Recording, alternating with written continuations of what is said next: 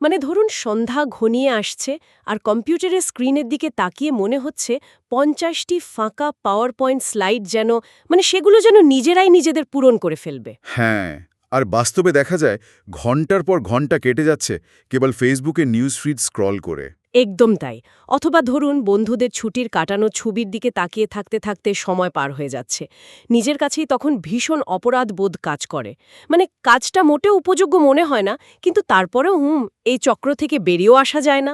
হুম, প্রতি 5 মিনিট পর পর হয়তো আমরা ইমেল ইনবক্সটা রিফ্রেশ করি। রাইট। এই আশায় যে অন্তত কয়েকটা স্প্যাম মেল ডিলিট করে নিজেকে একটু কাজের ভান দেখানো যাবে। আর এভাবেই হয়তো ধরুন 7 কাপ ক্যাপুচিনো শেষ হয়ে যায়, কিন্তু প্রেজেন্টেশনের কাজ ঠিক যেখানে ছিল সেখানেই পড়ে থাকে। এটা আসলে আমাদের আধুনিক কর্মজীবনের খুব পরিচিত আর একই সাথে খুব হতাশার একটা দৃশ্য। মানে আমরা সবাই কোনো না কোনো সময়ে দীর্ঘসূত্রিতা বা প্রোক্রাস্টিনেশনের শিকার হয়েছি। হ্যাঁ, তা তো বটে। কাজ ফেলে রাখার যে মানসিক চাপ, সেটা অনেক সময় আসল কাজটা করার চেয়েও বেশি ক্লান্তিকর হয়ে দাঁড়ায়। মানে সারাদিন কাজ না করেও দিন শেষে মনে হয় যেন যেন পাহাড় ভাঙার মতো ক্লান্তি শরীরে ভর করেছে। একদম ঠিক বলেছেন। আর আমাদের আজকের এই গভীর আলোচনার মূল লক্ষ্যই হল কিভাবে এই মানসিক চাপ ছাড়া কাজ সম্পন্ন করা যায় এবং দীর্ঘসূত্রিতার এই দুষ্ট চক্র থেকে চিরতরে মুক্তি পাওয়া যায়। রাইট। আজ আমরা যে উপাত্ত বিশ্লেষণ করতে যাচ্ছি তার মূল ভিত্তি হল ফ্রান্সিসকো সিরিলোয়ের লেখা বিশ্ববিখ্যাত বই দ্য পোমোডোরো টেকনিক। আর এই বইটির কার্যকারিতা নিয়ে ব্লিঙ্কিস্টের একজন স্টাফ লরা একটি চমৎকার কথা বলেছেন। আচ্ছা, কি বলেছেন তিনি? তিনি বলেছেন এটি একমাত্র প্রোডাক্টিভিটি সিস্টেম যা জীবনে সবসময় কাজ করেছে। যাকে এই পদ্ধতির কথা বলা হয়েছে সেই সাথে সাথে এটি জীবনে প্রয়োগ করেছে। এর সরলতাই এর আসল প্রতিভা। লরার এই কথাটি কিন্তু মোটেও বাড়িয়ে বলা নয়। দেখুন, ফ্রান্সিসকো সিরিলো নিজেও যখন বিশ্ববিদ্যালয়ের ছাত্র ছিলেন ঠিক এই একই সমস্যায় ভুগেছিলেন। ও আচ্ছা, তাই নাকি? হ্যাঁ, পড়ালেখার বিশাল পাহাড় দেখে তিনি ক্রমাগত পিছিয়ে যেতেন। মনোযোগ ধরে রাখাটা তার কাছে একদম অসাধ্য সাধন বলে মনে হতো। তো তখন তার এই সমস্যার একটা জাদুকরী সমাধান হিসেবে আবির্ভূত হয়েছিল রান্নাঘরে থাকা খুব সাধারণ একটা টমেটো আকৃতির কিচেন টাইমার। ওই যে রান্নার সময় অ্যালার্ম দেয় যেটা? একদম। ইতালিয়ান ভাষায় টমেটোকে বলা হয় পোমোডোরো। আর সেখান থেকেই আসলে জন্ম নেয় আজকের এই বিশ্ববিখ্যাত পোমোডোরো টেকনিক, যা বিশ্বজুড়ে লাখ লাখ মানুষের কাজের ধরনটাই বদলে দিয়েছে।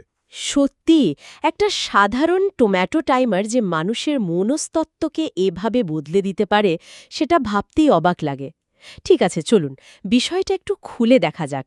আসলে কেন আমরা এভাবে কাজ ফেলে রাখি?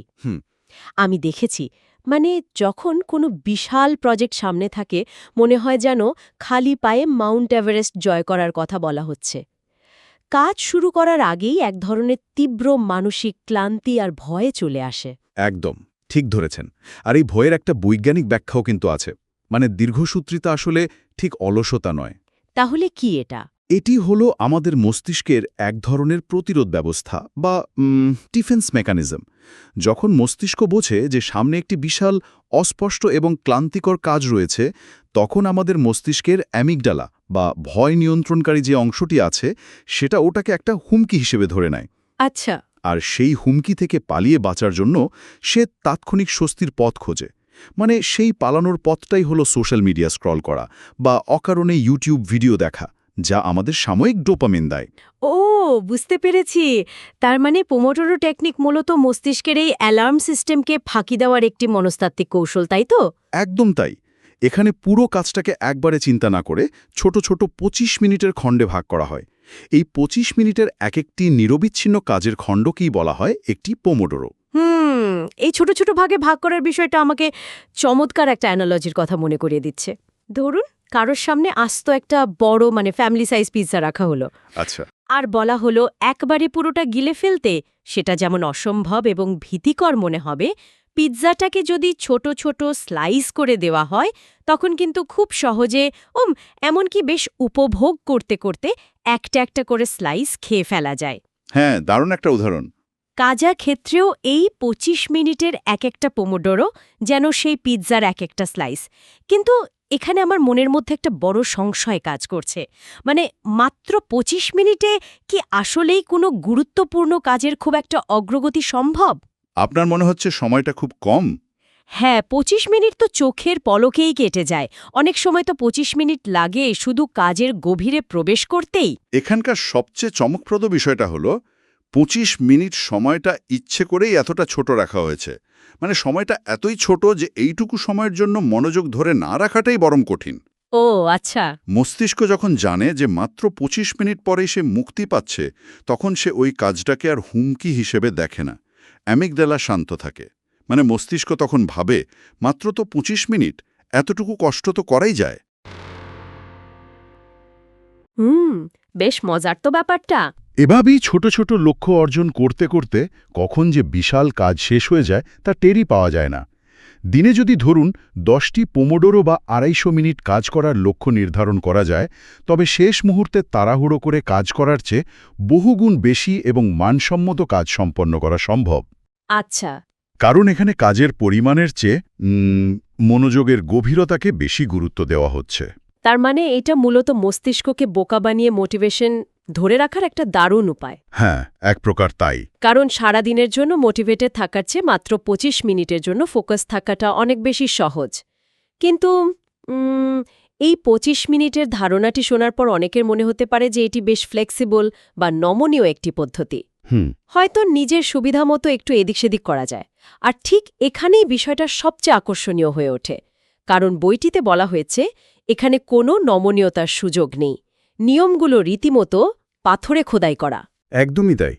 পোমোডোরো টেকনিকের সবচেয়ে বড় নিয়ম হল কোনো হাফ পোমোডোরো বা অর্ধেক পোমোডোরো বলে কিছু নেই। মানে ২৫ মিনিট তো ২৫ মিনিটই। ঠিক। টাইমার একবার চালু হলে ২৫ মিনিট কেবল ওই নির্দিষ্ট কাজটিই করতে হবে।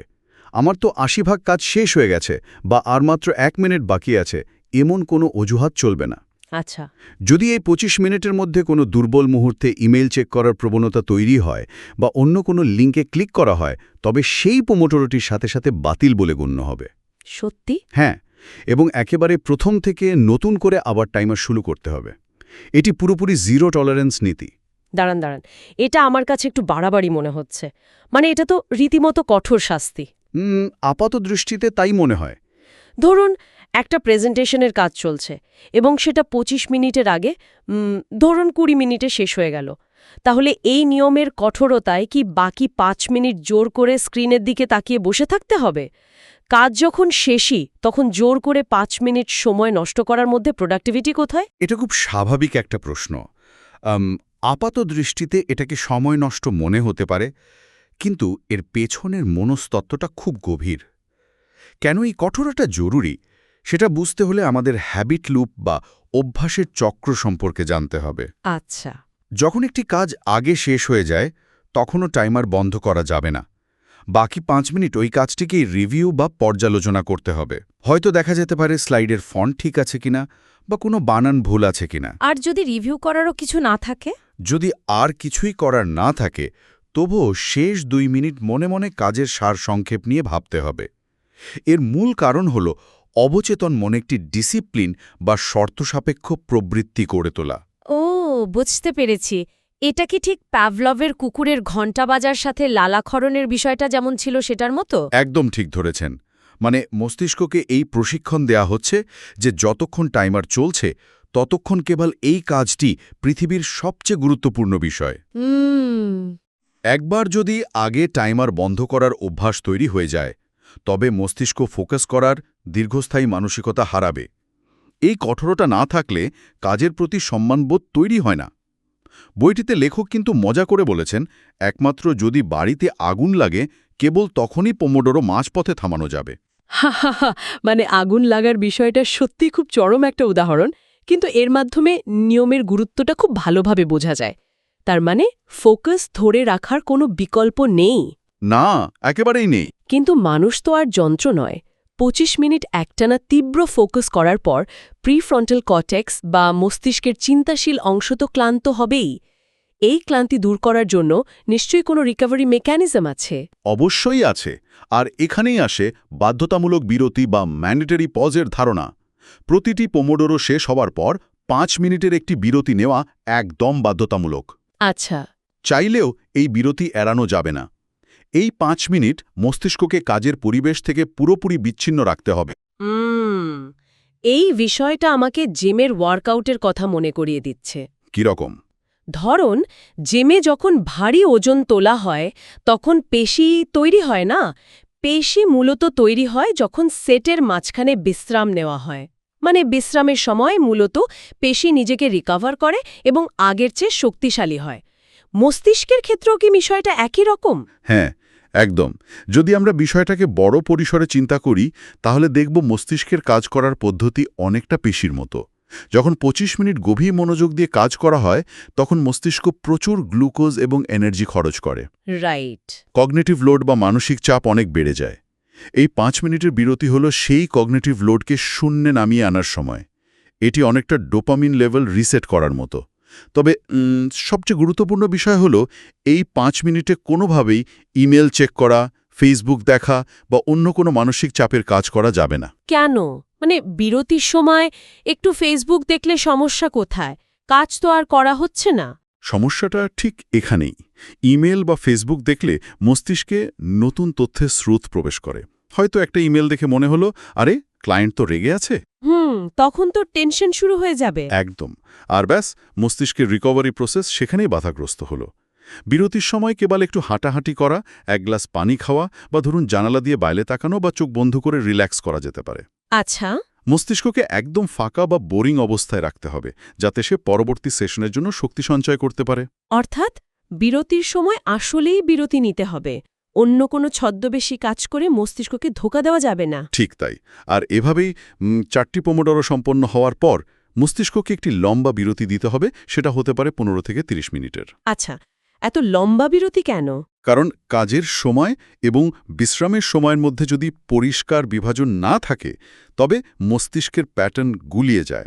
আর তখন ধীরে ধীরে পুনরায় সেই দীর্ঘসূত্রিতায় ফিরে যাওয়ার সম্ভাবনা তৈরি হয়। এই পরিষ্কার বিভাজনটাই ঘন্টার পর ঘন্টা ক্লান্ত না হয়ে কাজ করতে সাহায্য করে। চমৎকার। তার মানে কাজের একটা ছন্দ বা রিদম তৈরি করতে হবে। কাজ, ছোট বিরতি, আবার কাজ এবং শেষে একটা বড় বিরতি। এখন যেহেতু নিয়মগুলো এবং এর পেছনের বিজ্ঞান আমাদের কাছে পরিষ্কার, তাই বাস্তবিক কাজ শুরু করার জন্য কি কি সরঞ্জাম বা টুলস লাগবে তা জানা প্রয়োজন। আমার তো ধারণা এর জন্য হাজার হাজার টাকা খরচ করে খুব জটিল বা দামি কোনো সফটওয়্যার কেনার প্রয়োজন নেই, তাই না? না না, একদমই না। এর সারল্যই এর আসল শক্তি। খুব সাধারণ 3টি জিনিস লাগবে। কি কি? প্রথমটি হলো একটি টাইমার। সেটি হতে পারে স্মার্টফোনের টাইমার, স্টপওয়াচ বা সেই ক্লাসিক টমেটো আকৃতির কিচেন টাইমার।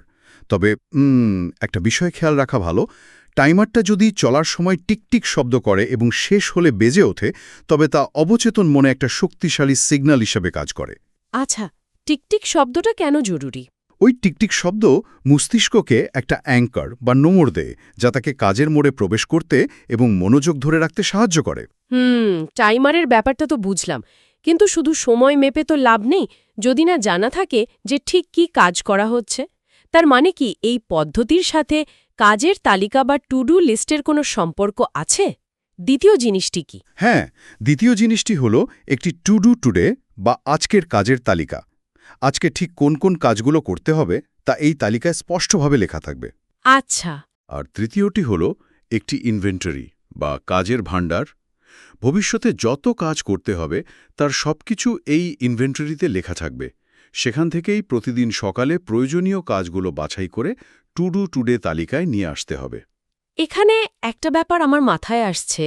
ধরুন কেউ সবেমাত্র এই পদ্ধতি ব্যবহার করা শুরু করেছে, সে কিভাবে বুঝবে যে একটা নির্দিষ্ট কাজের জন্য ঠিক কয়টি পোমোডোরো বা 25 মিনিটের স্লট লাগবে? এটা খুব কমন একটা প্রশ্ন। মানে একটা প্রেজেন্টেশন তৈরির জন্য কি 5টা পোমোডোরো লাগবে নাকি 20টা? এই অনুমান বা এস্টিমেশন করার দক্ষতা তো আর রাতারাতি তৈরি হওয়ার কথা নয়। খুব সঠিক একটি পয়েন্ট ধরেছেন। শুরুতে এই অনুমানগুলো কখনোই শতভাগ নিখুঁত হবে না এবং এটাই স্বাভাবিক। হয়তো মনে হলো একটি কাজে 3টি পোমোডোরো লাগবে, কিন্তু বাস্তবে লাগলো 5টা। এতে হতাশ হওয়ার কিছু নেই। মানে এটা প্র্যাকটিসের ব্যাপার। হ্যাঁ, এটি সম্পূর্ণ চর্চার বিষয়। সময়ের সাথে সাথে নিজের কাজের গতি সম্পর্কে একটা পরিষ্কার ধারণা তৈরি হয়। তখন বড় একটা কাজকে, যেমন ধরুন ২০ পোমোডোরোর একটি বিশাল প্রজেক্টকে ছোট ছোট অংশে ভাগ করে নেওয়া যায়। আচ্ছা, কিভাবে? যেমন কাঠামো তৈরির জন্য 4টি পোমোডোরো, তথ্য সংগ্রহের জন্য আরও 4টি, স্লাইড ডিজাইনের জন্য 5টি ইত্যাদি। সারা দিন ধরে একটি বিশাল কাজ করার কথা ভেবে ভয় পাওয়ার চেয়ে 2 ঘন্টার মধ্যে 4টি পোমোডোরো শেষ করে একটা সুনির্দিষ্ট লক্ষ্য অর্জন করা অনেক বেশি অনুপ্রেরণাদায়ক। এই ছোট ছোট জয়গুলোই ডোপামিন রিলিজ করে এবং কাজের গতি ধরে রাখে। রাইট। এই ছোট ছোট জয়গুলোই মূলত কাজের মানসিকতাকে বাঁচিয়ে রাখে। কিন্তু সব প্রস্তুতি তো হলো, টাইমার আছে, লিস্ট আছে, বিজ্ঞান জানা আছে, মোটিভেশনও আছে। হ্যাঁ, কিন্তু বাস্তবে যখন ডেস্কে বসে কাজ শুরু করা হয়, তখন চতুর্দিক থেকে নানা রকম বাধা বা ইন্টারাপশন এসে হাজির হয়। এই বাধাগুলোর মোকাবেলা না করতে পারলে তো পুরো পোমোডোরো টেকনিকটাই ব্যর্থ হয়ে যাবে। ঠিক বলেছেন। আমাদের এই আধুনিক সদাসংযুক্ত জীবনে মনোযোগ ধরে রাখাটাই সবচেয়ে বড় যুদ্ধ।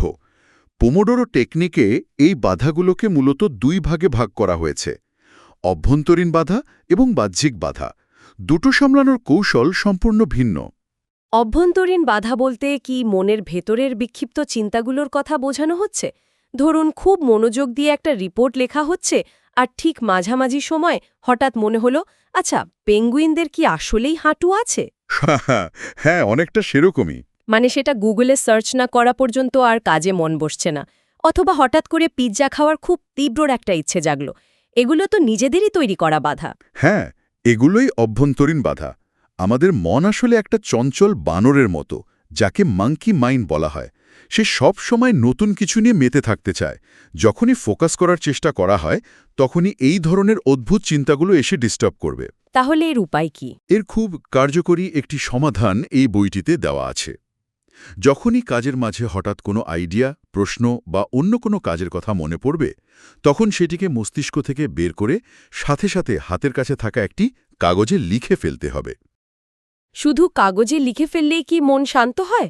পেঙ্গুইনের হাঁটুর রহস্য তো আর সমাধান হলো না। সমাধান না হলেও কাগজে লিখে ফেলার সাথে সাথে মস্তিষ্ককে একটা কগনিটিভ মেসেজ দেওয়া হয় যে বিষয়টা আমি টুকে রেখেছি, এটা হারাবে না। ও আচ্ছা। এটা মূলত আমাদের মস্তিষ্কের ওয়ার্কিং মেমোরি বা অস্থায়ী স্মৃতিভাণ্ডারকে খালি করার একটা উপায়। লেখার পর খুব দ্রুত আবার আগের কাজে ফিরে যেতে হবে। মজার ব্যাপার হল, 25 মিনিটের পোমোডোরো শেষ হওয়ার পর যখন সেই লেখাটি দেখা হবে, তখন বেশিরভাগ সময় মনে হবে যে কাজের সময় যেটিকে এত জরুরি মনে হচ্ছিল, এখন সেটির আর কোনো গুরুত্বই নেই। এটা আমার সাথেও অনেকবার হয়েছে। আর যদি সত্যি জরুরি মনে হয়, তবে সেটি ইনভেন্টরি বা আজকের কাজের তালিকায় যোগ করে নেওয়া যেতে পারে।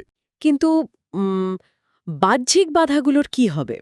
আমরা যারা শুনছি তাদের অনেকের মনেই এই প্রশ্নটা আসতেই পারে যে আমাদের দেশের কর্পোরেট কালচারে কি এই পদ্ধতি বাস্তবে কাজ করবে? খুব ভ্যালিড পয়েন্ট। ধরা যাক, অফিসে খুব মনোযোগ দিয়ে একটি পোমোডোরোর মাঝখানে থাকা অবস্থায় বস বা খুব সিনিয়র একজন সহকর্মী এসে গতরাতের ফুটবল খেলা নিয়ে গল্প জুড়ে দিল। তখন কি করণীয়? তাকে সরাসরি চলে যেতে বলাটা কি চাকরি খোয়ানোর মতো একটা ব্যাপার হয়ে দাঁড়াবে না? এটি একটি অত্যন্ত গুরুত্বপূর্ণ প্রশ্নের জন্ম দেয়, কারণ আমাদের পেশাগত সম্পর্কগুলো কাজের মতোই জরুরি। বস বা সহকর্মীদের তো আর মুখের ওপর বলা যায় না যে আমি পোমোডোরোতে আছি, বিরক্ত করবেন না। একদমই না। এখানে আমাদের শিখতে হবে কিভাবে অত্যন্ত বিনয়ের সাথে পেশাদারিত্ব বজায় রেখে নিজের সীমানা বা বাউন্ডারি তৈরি করতে হয়।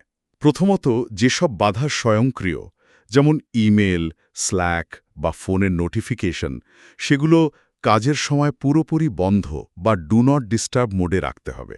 আচ্ছা। আর মানুষের ক্ষেত্রে অন্যদের নিজের শিডিউলকে সম্মান করতে শেখানোর একটা কৌশল অবলম্বন করতে হবে। সেই কৌশলটা ঠিক কি? কিভাবে বলা যেতে পারে, মানে যাতে কেউ কষ্ট না পায় বা প্রফেশনালিজমে আঘাত না লাগে? বইটিতে এটাকে নেগোসিয়েশন বলা হয়েছে। সহকর্মীদের বিনয়ের সাথে কিন্তু অত্যন্ত দৃঢ়ভাবে বলা যেতে পারে, এই রিপোর্টটা একেবারে শেষ পর্যায়ে আছে, আমি কি 10 মিনিট পর আপনার ডেস্কে আসব? অথবা আমাকে শুধু 15টা মিনিট সময় দিন, এই কাজটা শেষ করেই আমি আপনার পুরো কথা শুনছি। এটা বেশ ভদ্র একটা উপায়। অবাক করার মতো বিষয় হল, মানুষ সাধারণত অন্যের এই মনোযোগ বা কাজের প্রতি ফোকাসকে ভীষণ সম্মান করে। তারা বুঝতে পারে যে এখানে একটি গুরুত্বপূর্ণ কাজ চলছে। যদি না সত্যিকারের কোনো জরুরি অবস্থা হয়, যেমন কেউ আঙ্গুল কেটে রক্তারক্তি কাণ্ড ঘটিয়ে ফেলেছে বা সার্ভার ডাউন হয়ে গেছে, এমন পরিস্থিতি ছাড়া কোনো অবস্থাতেই পোমোডোরো ভাঙা যাবে না। তার মানে নিজের সময়কে রক্ষা করার দায়িত্ব সম্পূর্ণ নিজেরই। কেউ এসে মনোযোগ নষ্ট করবে আর কিছু না বলে সেটা মেনে নেওয়া হবে, এই দুর্বল অভ্যাস থেকে বেরিয়ে আসতে হবে। ঠিক তাই, বাধার কাছে আত্মসমর্পণ করা বা প্রশ্রয় দেওয়া মানেই হল নিজের প্রোডাক্টিভিটিকে গলা টিপে হত্যা করা এবং দিন শেষে সেই পুরনো হতাশা আর পাহাড় সমান কাজের চাপ নিয়ে বাড়ি ফেরা। পোমোডোরো আসলে শুধু সময় ব্যবস্থাপনার কৌশল নয়, এটি মনোযোগ ব্যবস্থাপনারও কৌশল। কি দারুণ এবং গভীর একটি আলোচনা। আমরা একেবারে আলোচনার শেষ পর্যায়ে চলে এসেছি। আজকের এই উপাত্ত বিশ্লেষণ থেকে আমরা মানুষের মনস্তত্ত্ব এবং প্রোডাক্টিভিটি নিয়ে বেশ কিছু কার্যকরী দিক নির্দেশনা পেলাম। হ্যাঁ, তা তো বটেই। যদি পুরো আলোচনাটি একটু সারসংক্ষেপ করা হয়, প্রথমত বিশাল কাজকে ভয় না পেয়ে মস্তিষ্কের অ্যামিগডালাকে শান্ত রাখতে কাজকে ২৫ মিনিটের নিরবিচ্ছিন্ন খণ্ডে বা পোমোডোরোতে ভাগ করে নিতে হবে। দ্বিতীয়ত, মস্তিষ্ককে রিচার্জ করার জন্য প্রতিটি পোমোডোরো শেষে ৫ মিনিটের এবং ৪টি পোমোডোরো শেষে একটি লম্বা বাধ্যতামূলক বিরতি নিতে হবে। একদম। তৃতীয়ত, কোনো হাফ পোমোডোরো বলে কিছু নেই। টাইমার চললে শর্তসাপেক্ষ প্রবৃত্তি ধরে রাখতে কাজ চালিয়ে যেতে হবে। চতুর্থত, সাধারণ একটি টাইমার এবং কাজের তালিকা ব্যবহার করে দিনের পরিকল্পনা করতে হবে। এবং সবশেষে নিজের ভেতরের বিক্ষিপ্ত চিন্তাগুলোকে কাগজে লিখে এবং বাইরের মানুষদের বিনয়ের সাথে ফিরিয়ে দিয়ে নিজের মনোযোগকে রক্ষা করতে হবে। একদম নিখুঁত সারসংক্ষেপ। এই পদ্ধতিটির সবচেয়ে বড় সৌন্দর্য হল এর সারল্য, কিন্তু এই সারল্যের আড়ালেই লুকিয়ে আছে মানুষের মস্তিষ্ক ও মনস্তত্ত্বকে ব্যবহার করে বড় লক্ষ্য অর্জনের এক গভীর বিজ্ঞান। এটি আমাদের শেখায় কিভাবে কম চাপ নিয়ে বেশি কাজ সম্পন্ন করা যায়। এই গভীর আলোচনা শেষে যারা আমাদের সাথে যুক্ত আছেন তাদের সবার জন্য একটি নতুন কিন্তু অত্যন্ত প্রাসঙ্গিক ভাবনা রেখে যেতে চাই। একটু ভেবে দেখার বিষয়, আমরা যদি নিজেরাই নিজেদের সময়ের মূল্যায়ন না করি এবং মাত্র ২৫টা মিনিট কোনো একটি নির্দিষ্ট কাজে সম্পূর্ণ মনোযোগ ধরে রাখতে না পারি, তবে পৃথিবী বা চারপাশের মানুষ কেন আমাদের সময়কে সম্মান করবে? সত্যি তো, কেন করবে? কেন অন্যরা বিরক্ত করার আগে দুবার ভাববে? হয়তো এই ছোট্ট টমেটো আকৃতির টাইমারটি শুধু কাজ গুছিয়ে করতেই শেখায় না, এটি জীবনের নিজস্ব সীমানা বা বাউন্ডারি তৈরি করতেও শেখায়। এটি শেখায় কিভাবে নিজের সময় এবং নিজের কাজের প্রতি শ্রদ্ধাশীল হতে হয়। দারুণ একটা পয়েন্ট। আজকের এই আলোচনাটি যদি দৈনন্দিন জীবনে কিছুটা হলেও ইতিবাচক প্রভাব ফেলে থাকে এবং এই ধরনের আরও বিজ্ঞানভিত্তিক, বিশ্লেষণধর্মী ও জ্ঞানগর্ভ আলোচনা নিয়মিত পেতে ইচ্ছে করে, তবে অবশ্যই ইংলিশি চ্যানেলটি সাবস্ক্রাইব করার অনুরোধ রইল। আপনাদের অমূল্য সময় দিয়ে এই গভীর আলোচনার শেষ পর্যন্ত সাথে থাকার জন্য অসংখ্য ধন্যবাদ। হ্যাঁ, সবাইকে ধন্যবাদ। পরের কোনো এক উপাত্ত বিশ্লেষণে আবারও নতুন কোনো বিষয় নিয়ে হাজির হব আমরা। ততদিনের জন্য নিজের সময়ের যত্ন নেওয়া হোক এবং প্রতিটি কাজকে আনন্দময় করে তোলা হোক। শুভ বিদায়।